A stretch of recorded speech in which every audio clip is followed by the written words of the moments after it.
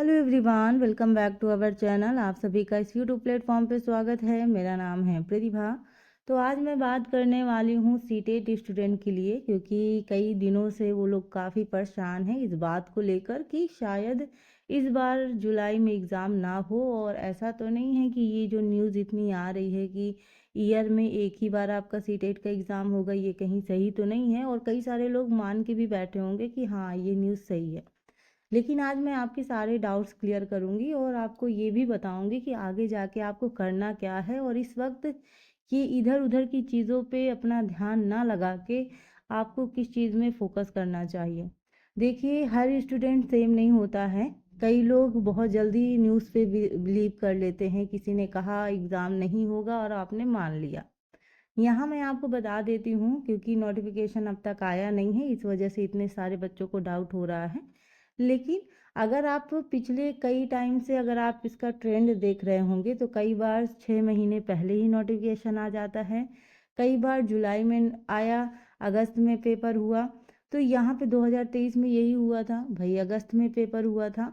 तो जुलाई और दिसंबर दो टाइम आपके एग्ज़ाम होते हैं। लेकिन हम ये नहीं कह सकते कि भाई सीबीएसई वाले अब दिसंबर में एग्ज़ाम लेंगे, जुलाई में नहीं लेंगे। देखिए, मई चल रही है, अप्रैल बीत चुका है, उम्मीद कम है। लेकिन हम ये नहीं कहेंगे कि बिल्कुल भी नहीं है। मैं कोई आपको बहुत ज़्यादा होप नहीं दे रही हूँ। लेकिन अगर सीबीएसई चाहे, क्योंकि हो सकता है कुछ उनको करना हो, इस वजह से एग्ज़ाम डिले हो रहा हो। अगर सीबीएसई चाहेगी तो आपका अगस्त में या जुलाई के लास्ट में भी एग्ज़ाम ले सकती है, लास्ट में। ठीक है, आपके लास्ट में भी एग्ज़ाम ले सकती है। तो उम्मीद नहीं छोड़नी है। और अगर आप इसी चक्कर में रहें कि ये एग्ज़ाम नहीं होगा और आपने स्टडी बंद कर दी कि भाई अभी दिसंबर को तो बहुत समय है, हम एक काम करते हैं, आराम से कोई और काम करते हैं और किसी चीज़ की स्टडी करते हैं, ठीक है। अब ये जो गलती करोगे ना, ये आप पे भारी पड़ जाएगी। क्योंकि अभी जो कुछ टाइम से हम देख रहे हैं क्वेश्चनों का ट्रेंड, तो अब थोड़ी लैंग्वेज भी चेंज हो रही है, क्वेश्चन टफ भी हो रहे हैं। तो अब ये गलती आप पे बहुत भारी पड़ सकती है, तो ये गलती आपको नहीं करनी है। जैसे अगर मई के हाफ में भी आपको अगर नोटिफिकेशन आ गया तो जुलाई लास्ट तक मतलब एग्ज़ाम होने की उम्मीद है। लेकिन अगर मान लो मई में भी नहीं आया तो हो सकता है कि ये जो सीबीएसई है ये आपका अगस्त में एग्ज़ाम करवा दे। अब यहाँ पे प्रॉब्लम उन लोग को है कि जो लोग केवीएस का वेट कर रहे हैं कि भाई ऐसा था कि जुलाई में एग्ज़ाम होगा तो हम केवीएस की वैकेंसी में भी अप्लाई कर पाएंगे, कोई दिक्कत नहीं होगी, ठीक है। लेकिन यहाँ पे प्रॉब्लम उन लोग को ये अब होने लगी है कि अब हमारा जो केवीएस में मतलब पेपर देने का मौका है वो शायद नहीं मिलेगा, क्योंकि उसमें आपको सीटेट क्वालिफाई होना पड़ेगा। अब यहाँ पे कई सारे बच्चों के मन में ये डाउट तो रहेगा ही, ये नेचुरल है। लेकिन याद रखिएगा, अगर सीबीएसई चाहेगी तो एग्ज़ाम्स कंडक्ट करा सकती है, वो 2 मंथ के बीच में भी एग्ज़ाम ले लेती है। तो अगर मान लो अभी ही नोटिफिकेशन आ गया, एग्ज़ाम हो गया, तब आप क्या करेंगे? तो इसके लिए ज़रूरी है कि अपनी तैयारी वैसी ही कंटिन्यू रखिए, ठीक है, वैसी ही पढ़ाई कीजिए और थोड़ा सा एक्स्ट्रा ही मेहनत कीजिए। ये मेहनत आपकी केवीएस में भी आपको हेल्प करने वाली है। तो याद रखिएगा। अब मैं आपको सारी चीज़ें मैंने आपको बताई कि जुलाई लास्ट में होने की उम्मीद है, लेकिन बहुत कम है, ठीक है। लेकिन अगस्त में पेपर हो सकता है। लेकिन ये हम बिल्कुल नहीं कहेंगे कि ईयर में केवल एक ही बार पेपर होगा। जैसे एक बार जुलाई में नोटिफिकेशन दे दिया था, दिसंबर में जाके एग्ज़ाम हुआ था। तो कुछ सीबीएसई का कोई भरोसा नहीं है, कुछ भी कर सकते हैं वो लोग, 2 महीने के अंदर ही एग्ज़ाम ले लेते हैं। तो ये बिल्कुल सोच के मत बैठिए कि एग्ज़ाम होगा ही नहीं, ठीक है। तो अपनी अपनी तरफ से सब लोग मेहनत कर रहे हैं, लेकिन आपको ज़रूरत है कि आप थोड़ा सा स्मार्ट चीज़ें अपनाएं और कम समय में ज़्यादा बेहतर करने की कोशिश करें। इसके लिए आपको करना क्या है, पेडागोजी पढ़नी है।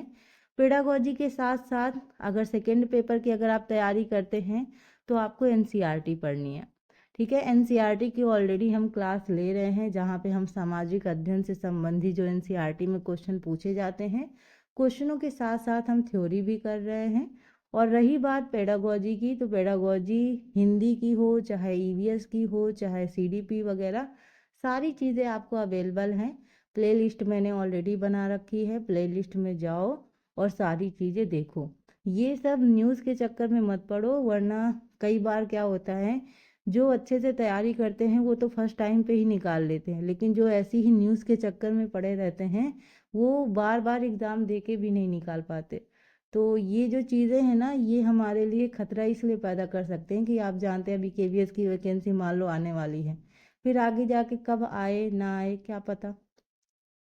तो इसलिए अपनी मेहनत को अदर जगह जाया ना करते हुए सही डायरेक्शन में उसको ले जाएं। और ये सारी चीज़ें डाउट में बिल्कुल मत रखिए। जुलाई में उम्मीद कम है, लेकिन अगस्त में अभी भी हमें उम्मीद है कि शायद अगस्त में ये जो सीबीएसई है वो एग्ज़ाम कंडक्ट करा लेगी। डिले होने का रीज़न केवीएस भी है, हो सकता है, या और भी रीज़न हो सकते हैं, नहीं पता। लेकिन ये बिल्कुल नहीं है कि भाई सीटेट केवल ईयर में एक बार होगा, ये सब झूठी अफवाह है, इस पे बिलीव मत कीजिए। ठीक है, अपनी तैयारी कंटिन्यू रखिए, प्रीवियस ईयर क्वेश्चंस लगाइए, स्टार्ट कीजिए अपने पीवाई क्यू क्वेश्चन से।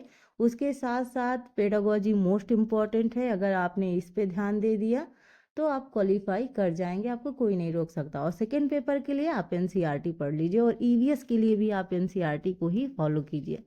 ये चीज़ें मोस्ट इम्पॉर्टेंट है। आप किसी से भी पूछ लीजिए जिन्होंने एग्ज़ाम क्वालिफाई किया है, या जो बड़े बड़े टीचर्स हैं उनसे भी अगर आप पूछ सकते हैं, तो यहाँ पे सब आपको यही सजेस्ट करेंगे कि पीवाईक्यू बेस्ड क्वेश्चन से शुरू करो और एनसीईआरटी पढ़ो सेकेंड पेपर के लिए और ईवीएस के लिए। अगर इतना कर लेते हो तो आपका एग्ज़ाम अच्छे मार्क्स से क्वालिफाई होगा।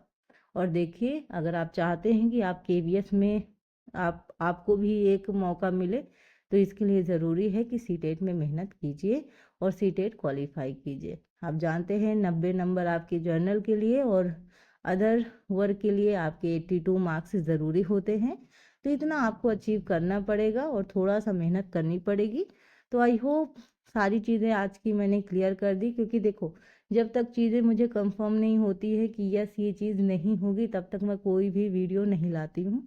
मेरा मकसद यही होता है कि सब चीज़ें कंफर्म हो जाए कि यस अब उम्मीद कम ही लग रही है, तब मैं आपके लिए ये सेशन लेके आई हूँ ताकि आपकी चीज़ें मैं क्लियर कर सकूँ।